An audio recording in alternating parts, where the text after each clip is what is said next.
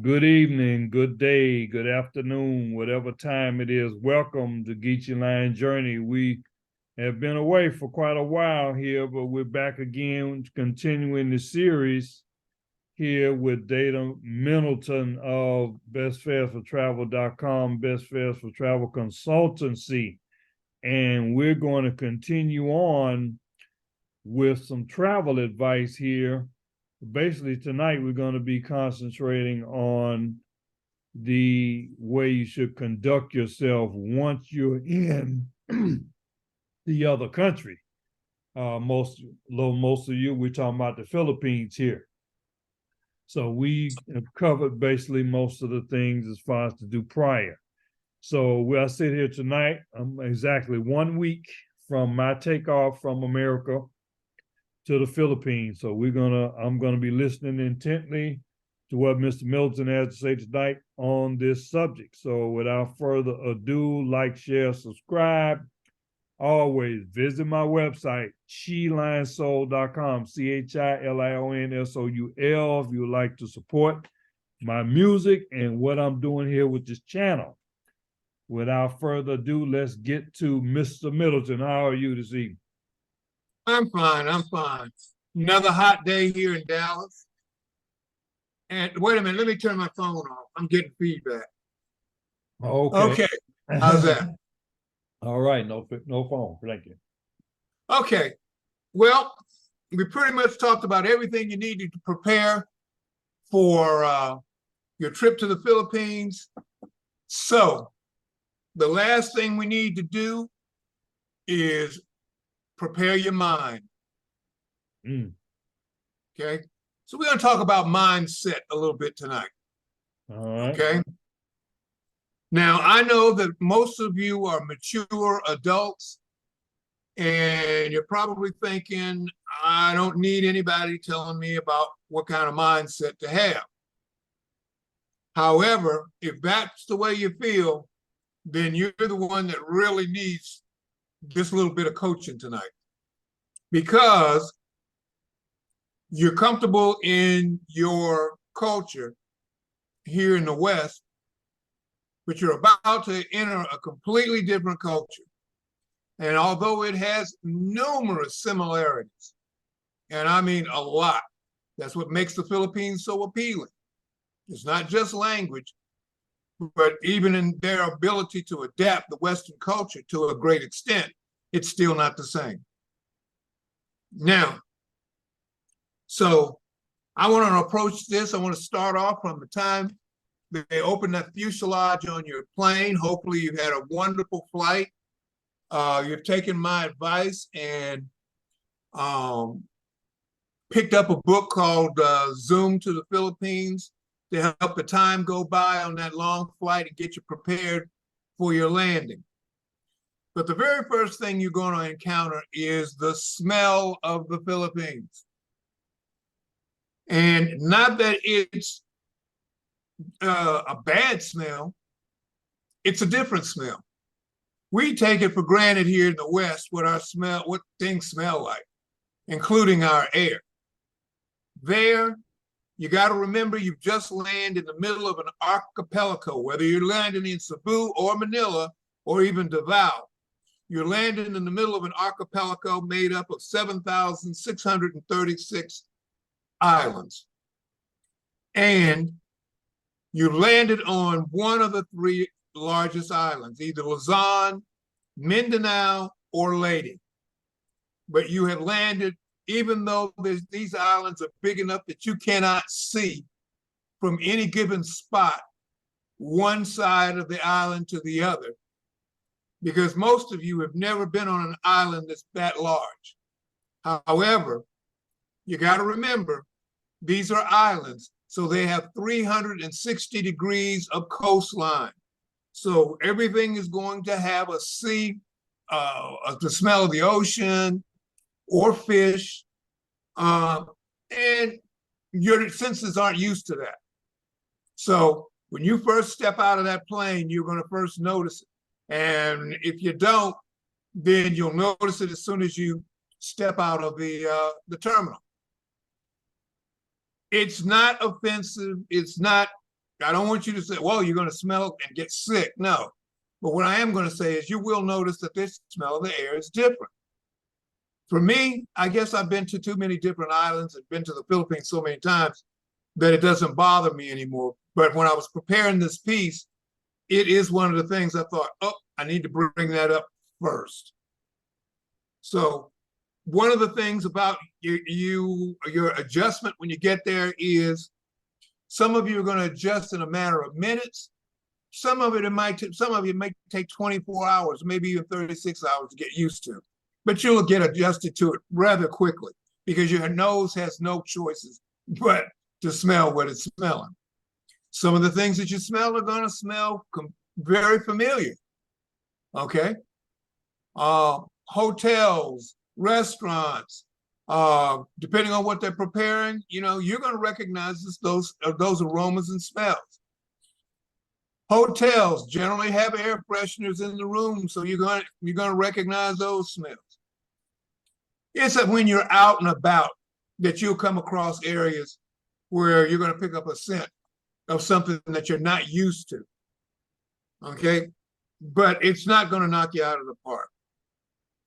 Now, next thing, I'm going to encourage you,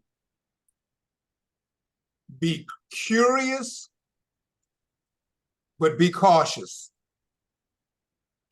Okay. In interacting with Filipinos, and I'm not just talking about Filipino women, I'm talking about Filipino people, men, women, the old, the young. Okay. Show an interest in what you see. Okay. Don't go over there acting like, okay, I know, I got this down. I know what I'm seeing. I know all about this. That leads to a bad attitude. That gets you up on your high horse, and you don't want to be on your high horse. Not with the Filipinos, because they are the most friendly people you can encounter. All right, that's what makes it such an attractive place for people to retire, because the people are so friendly. So don't be afraid to ask about the history. Okay. Even if the person that you're talking to can't give you good answers, because who knows what their level of education is. But for the most part, they'll be more than happy to share what they know about their history. And by all means, try to speak the language. No matter how badly you mess it up, try it, okay? They appreciate the effort. Okay. They may laugh, okay, but they're not laughing at you. They're laughing for you. Filipinos are very non-confrontational people. Okay. So if you mess it up, they're going to step up and they're going to tell you how to say it the right way. And the next thing you know, you've started a relationship and a conversation. It's one of the fastest ways to endear yourself to the taxi drivers, to the people that work in the hotels and the resorts, wherever you're going to happen to be, walking down the street, the petty drivers, the trike drivers, everybody. Try to at least learn how to say hello, and salamat means thank you. Yeah. Okay. Just being able to say salamat is worth about 3,000 words in their language, because it shows them that you're trying. Okay. So don't be afraid to be curious, but be cautious. I mean, if you're someplace and your instincts are telling you, I don't feel comfortable here, then leave that area.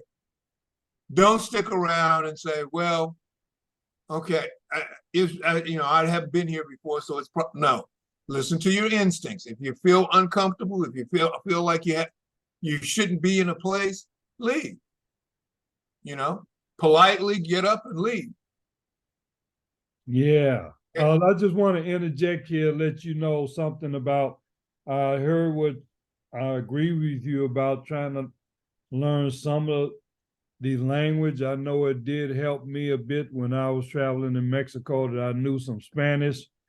And actually on my phone now, I have downloaded a Tagalog to English translator, as well as a Bisaya to English translators on this phone. That's very good. That's Yeah. a very good thing to do, because you must remember, and I was going to talk about this a little later, but now that you put that in there, I'm going to talk about it now. The Philippines is 7,636 islands. I mentioned that. However, the Philippines was over 176 different kingdoms, little kingdoms. Mm. And they had various languages and various little slants on different languages based on their islands, okay? So when the Spanish came in, and they said conquered, but when the Spanish came over and took over the Philippines, they embedded Spanish into their language and tried to make it their common language. And therefore, it broke it down into 4 major languages now. So that is similar to if you were in New York City and you were talking to someone in the Queens, and then you went to Chicago and you were talking to someone on the south side of Chicago, and then you went to New Orleans and you talked to someone in New Orleans. They're all speaking English, but they're speaking it with different dialects. And so that's one of the things that you need to be sure that you remember, that they speak in different dialects there. However, if you're trying, no matter how badly you perform trying it, you will gain a lot of respect from them, because they know that you are trying. And that will set you apart from a lot of tourists who come there from some of the other countries, including the United States. There's a lot of people that go there and don't care about learning Tagalog or Bisayan at all. Okay, but if you give it a half-ass try, they will respect you for that effort. Now, this might be the most important thing that I'm going to say to you, and that is this: Filipinos have pride, just like any other people. We tend to go into other countries, and the first thing out of our mouth is, okay, these people are foreign. They are foreigners. Okay? No, you're the foreigner. You're in their country. Okay? And Filipinos are proud of their independence and being an independent country. So, a couple of things to remember. And all of this is about getting your mindset right. Money does not fix everything. Okay? Money does not fix everything. And regardless of what you see, okay, don't feel sorry for Filipinos. They can sense it, and they don't like it. I have some friends that were in the Philippines. Matter of fact, they're still there. They're living there now. And they thought it might be a good idea to go out on a Sunday and go to a restaurant and offer to buy the people, the patrons, a free dinner, pay for their dinners. They couldn't understand why the people wouldn't talk to them and why they were so resistant. Mm-hmm. Okay? And that's because they don't want to take for people to think that they're taking pity or being pitied by anybody. Okay, they are very, very proud, no matter how much they have or how little they have, they are very, very proud of what they do have. So do not offend them by throwing money at them, trying to oh, let me buy you this, or you this meal, or oh, look at your shoes. Let me buy you these flip-flops. Let me get you a new pair of flip-flops. Gosh, here, let me get you a baseball cap because the sun is high and I know I see you sweating like crazy. Don't do that. Okay? They will take care of themselves. They know how to take care of themselves. Yeah. Okay. So, don't give Filipinos money unless they provided you with some sort of a service where, okay, you served me well at my restaurant. Okay, I will give you some money. I'll give you a tip.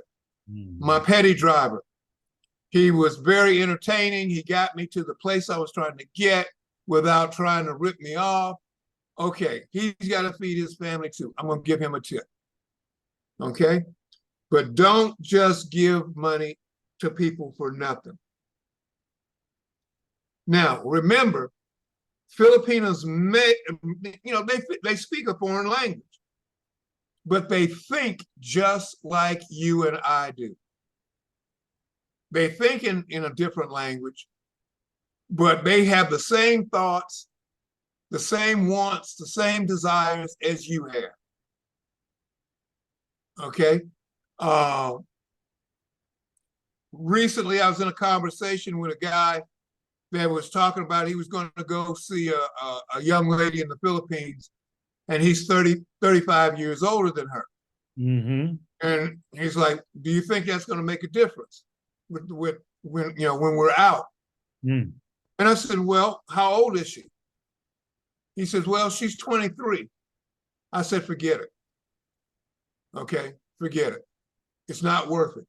Because just like if you were a father and you had a young 20-something-year-old daughter, and she comes marching home with a man that's 35 years older than you, you wouldn't be very happy about that. And no father's going to be happy about that. And she's going to want you to meet her family because she's going to want you to get along. Yeah. So, you have to use your head about some of these things. Well, you kind of, Dana, not cutting you off, but you kind of drifting into another subject here about age gap and the perception of the same. No, I am right on target because I'm talking about the fact that Filipinos may not speak English, but they think in the same terms that any person does. Oh, sure. That's my point. Okay. Another thing that you want to keep in mind in this mindset is try not to compare. Try not to say, well, why does it take so long to do this? In the United States, we can get stuff done in that type of comparison. Don't do that. Yeah. If you can, just try to keep that in mind. You probably can't get away with it 100% of the time, but if you can, it goes a long way. Now, Filipinos. I hear people talk about Filipinos, meaning men and women, are shy. They're not shy. They're non-confrontational. And one of the things that you're going to notice is that when speaking with a Filipino woman, a lot of times she'll put her hand over her mouth when she's talking to you. That comes from when she was in school and she was learning English. And in class, if she mispronounced the word or misspoke a phrase, her classmates would think it was funny and they would laugh at her. And so they kind of feel like, okay, if I cover my mouth when I'm saying something that I'm not sure of, it saves them some embarrassment. Where actually, most foreigners, they're not embarrassed. They're just trying to make sure they understand what they're saying. But here's another thing too. You see a lot of Filipinas, especially women, wearing braces. Believe it or not, braces are almost like jewelry. Braces indicate to other Filipinas that they have, let us say, middle-class values. Yeah, well, they got to have some money, number one, because I know I had braces when I was a teenager, but guess what? The government paid for a lot of mine because I was one of those, poor inner city youths, if you will. Yeah, well, the other thing is that with your braces, you probably got some criticism about wearing braces, where here in the Philippines, they don't get criticized or they get envied the fact that they had the money to get it done. Oh, yeah. Well, I'm saying, yeah, they had to have some money to get that. Now,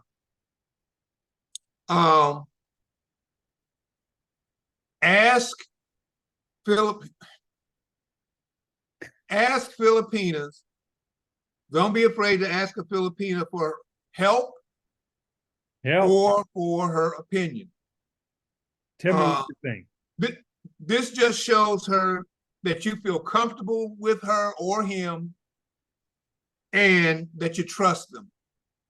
Yes. Okay? So don't be afraid to ask your petty driver, hey, what do you think about this?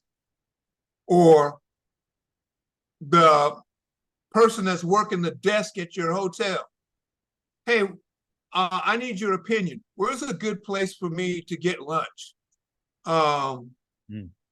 Where's a good place to see karaoke? Yes. Okay.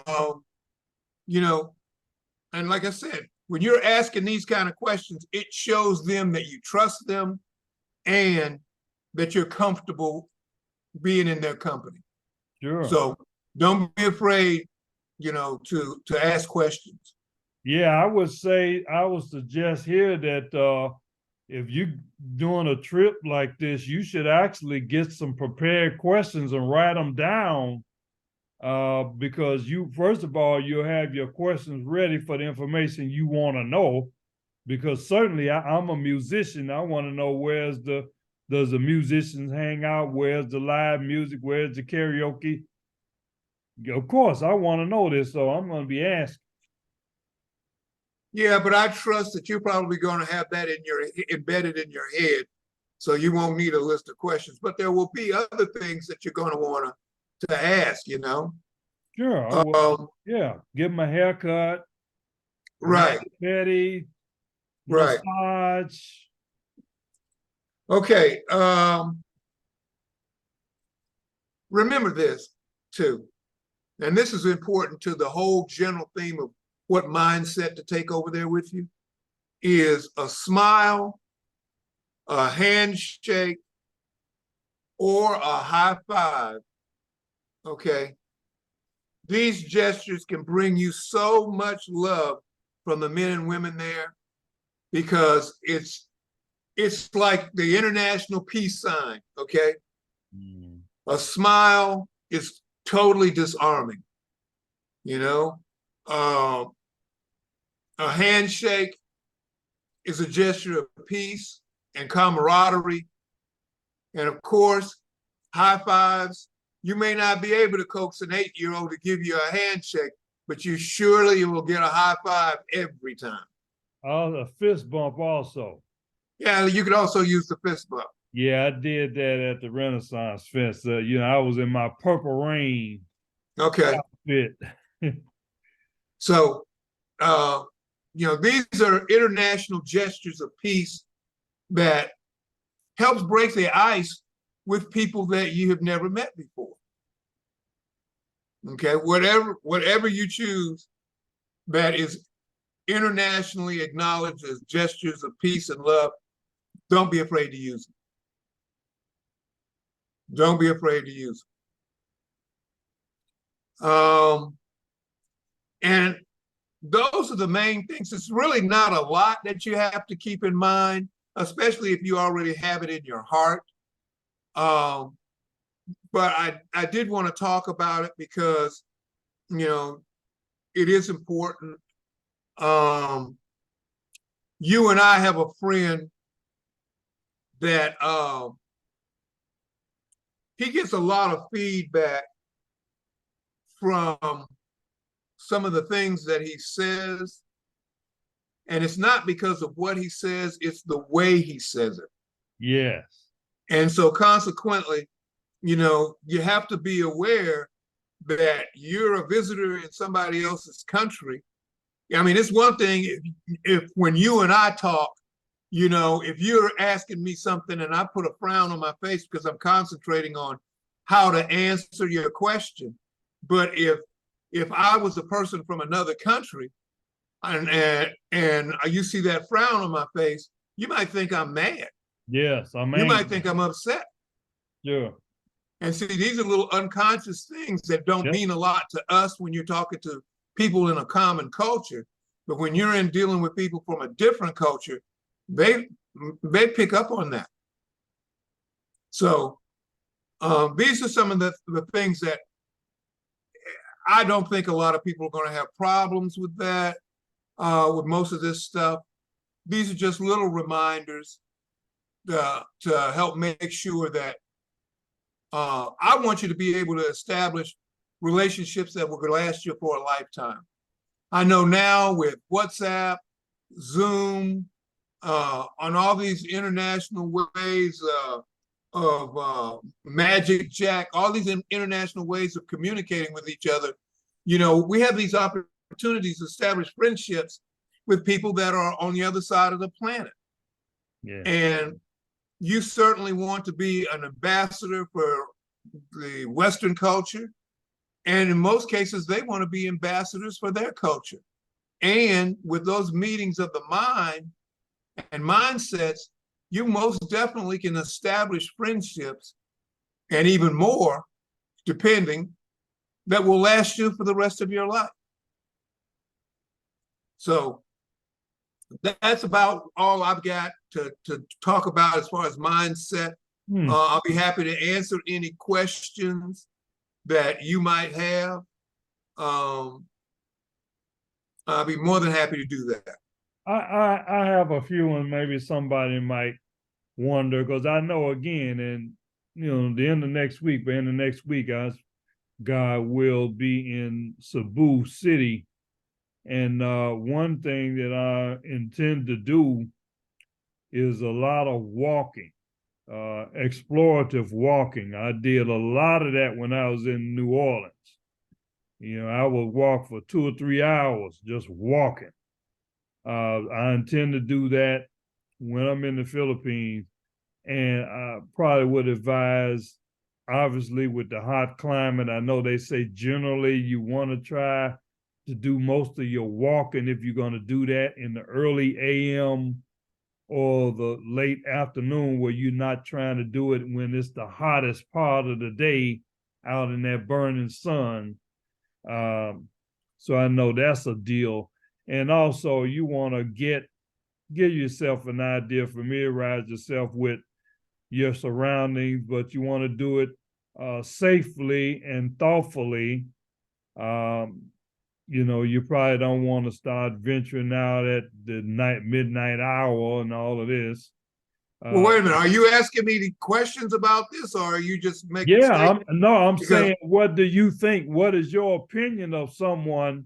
Oh, I think they should move in that fashion. Oh, listen. I think that if you want to be moving around, covering as much territory and ground as you can, okay, the hottest part of the day is the time that you want to be somewhere. You want to have your plan, or even if you don't have a plan, if it's 1 o'clock when the sun is high, okay, go find you some place to sit, and where you're not in the sun, and it's a nice, cool place. Right. Be there already, not trying to walk to get there. Be there in the AC. Yeah, absolutely. Absolutely. And listen, don't be afraid that during that period of time, the hottest part of the day, take a nap.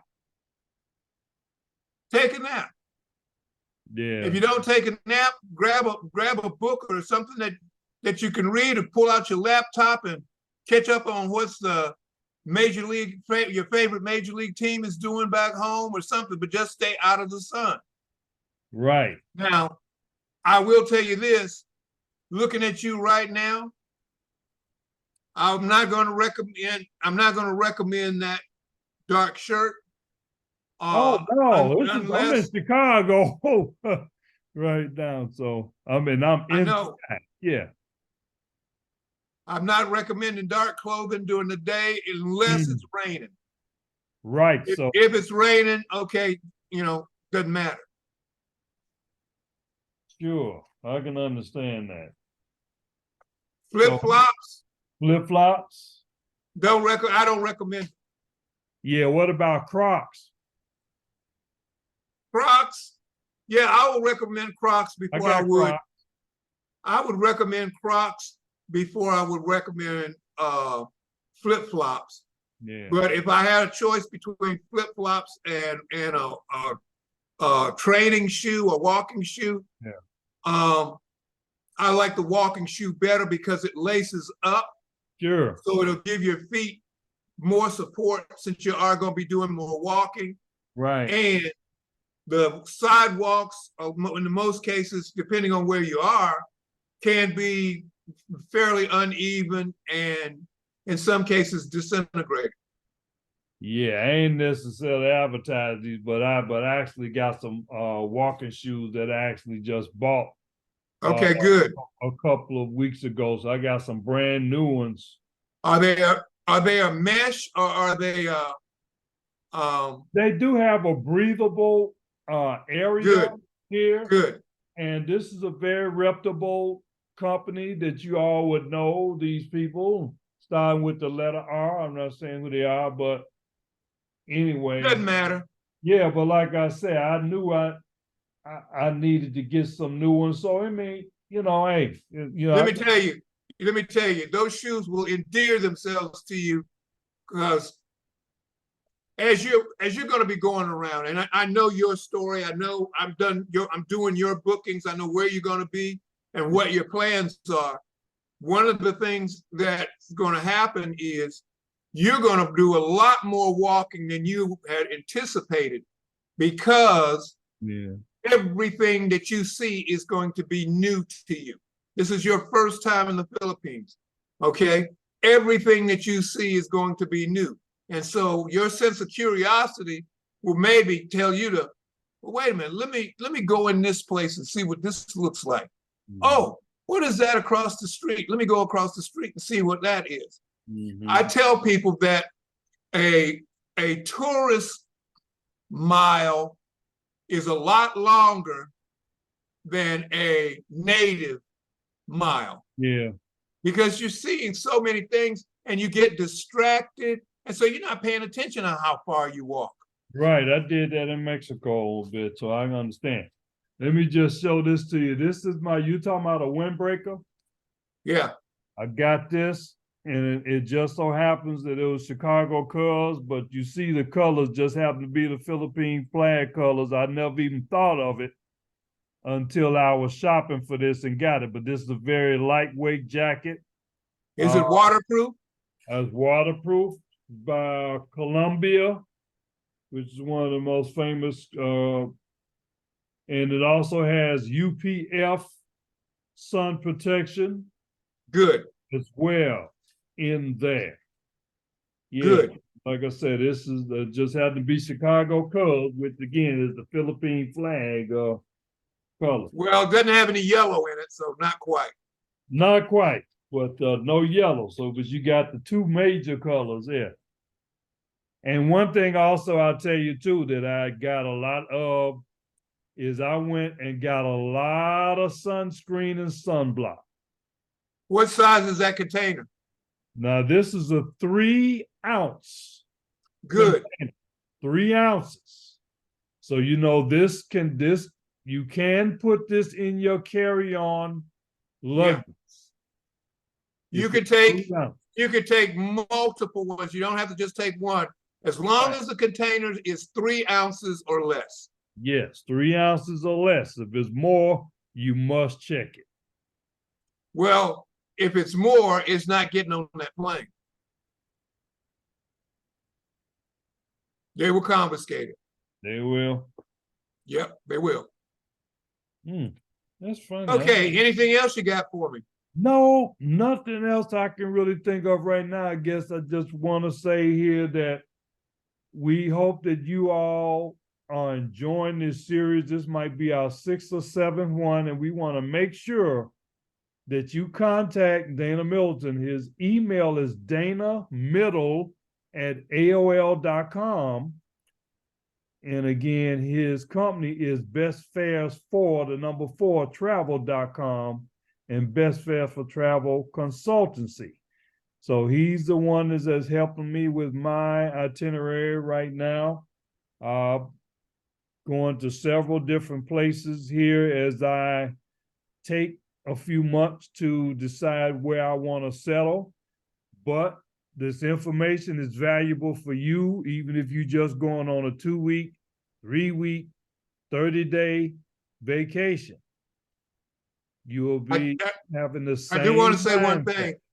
Don't forget to I want to let everybody know that I do have chaperones for people when they're going to different places. Iloilo, Davao, Tacloban, Angeles City, Baguio. Don't have any chaperones in Manila. But pretty much most of the cities, I do have contacts that are willing to help you out by being chaperones. What about Dumaguete? Dumaguete, you really don't. There's so many expats there. You don't need a chaperone. Okay. I just know that's kind of a major city. At least it gets a lot of promo. It's not really a major city. It's trying to be. They're trying to put an airport there. But here's the thing. If you're going to Dumaguete, all you got to do is go to the coffee shop Ground Zero, and there are more expats in there than there are roaches. That you can shake a stick at. Well, let me tell you something. I don't care about trying to get with a whole lot of expats over there. And but I'm saying if you're trying to find someplace, oh sure, or just longing for a Western conversation, sure, Ground Zero. Yeah, Ground Zero. Just go to Ground Zero in Dumaguete and you'll be fine. Right. So anyway, with that, we like to thank you all for joining us here at Geechee Lions Journey. Again, you want to support me, go to chilionssoul.com, chilionssoul.com. I'm coming out with 3 new record albums this month. Check them out. And me and Dana Middleton will be back on Geechee Lions Journey. Thank you for listening, and God bless. Salamat. And as my friend Sharon says, love, love, love. Thank you. Goodbye. Bye.